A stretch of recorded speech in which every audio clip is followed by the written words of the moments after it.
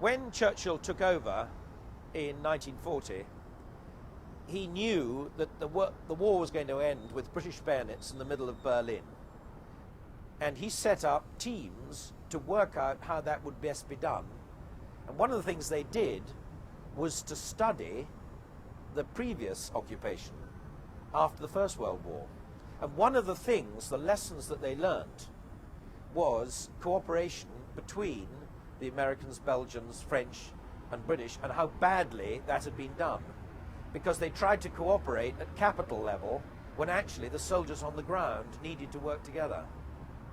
So built into the plans of the occupation at a very early stage was good, robust missions of liaison, military officers which would work on the ground to sort out misunderstandings and demarcation disputes of one sort or another between the different allies.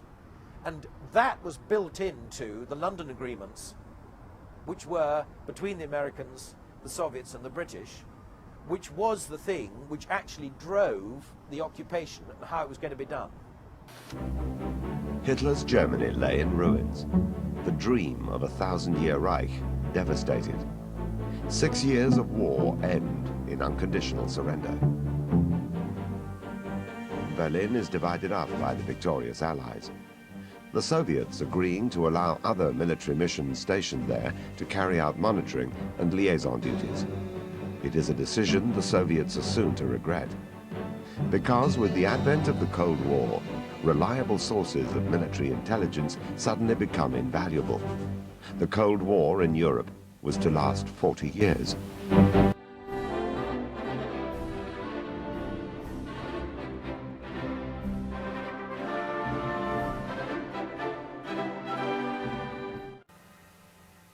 In that time, one of the West's most reliable military intelligence sources was not a spy ring, but this house, the British military mission in Potsdam in Soviet-controlled East Germany. Can you get the numbers?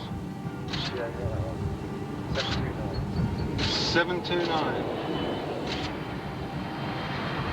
737. Working under the diplomatic cover of liaison officers, this unconventional autonomous unit roamed like buccaneers throughout East Germany, assisting defections and plundering Soviet military secrets. To Western intelligence, these buccaneer spies were known as bricksmiths.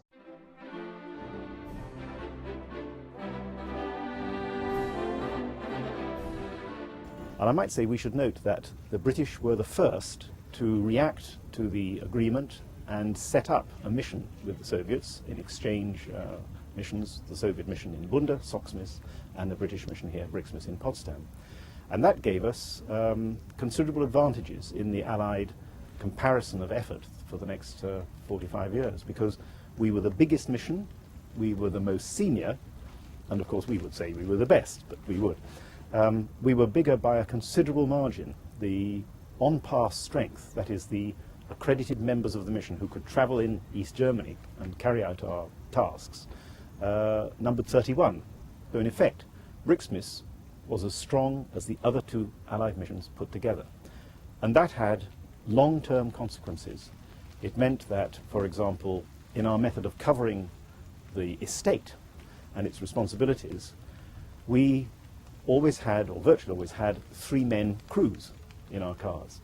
And we always felt that our 3-man crew, with a mix of experiences, was a mobile think tank which could cope with all sorts of situations as they arose. Any actions that they did, obviously their own state of training, their lines of advance, their training camps, their deployment areas from barracks, all the sort of things that might be pointers to some impending major operation against the West, critical indicators, we were on the lookout for. Don't forget that the MOD were our main tasker, the people who asked us to achieve their wish list.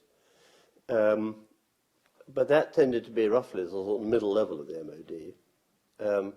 The MOD on occasions was not, could be not that supportive if, again, they thought we'd gone over the top.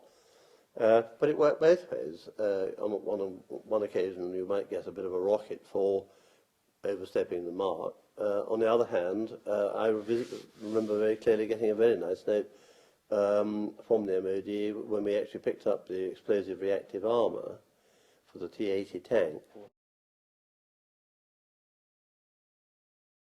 I was told I was being posted to the jungle warfare school in Brunei as chief instructor, and I didn't want to go.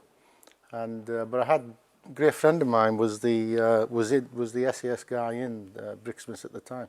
His name was Nick Angus, and I joined the army with him in '60, and he'd come back on leave, and and I said, oh, they were thinking of posting me, so he said, well, go to Brixmas. But the regiment had a senior NCO in Brixmas for a number of years, and they were always in the position of being chief tour NCO, which meant they run the non-commissioned officer side of it, so they could tour on their own. And what they were actually doing, it was a cover for reconnoitring landing zones and dropping zones and lying up places and observation posts for an SAS squad in the event of the Cold War going hot.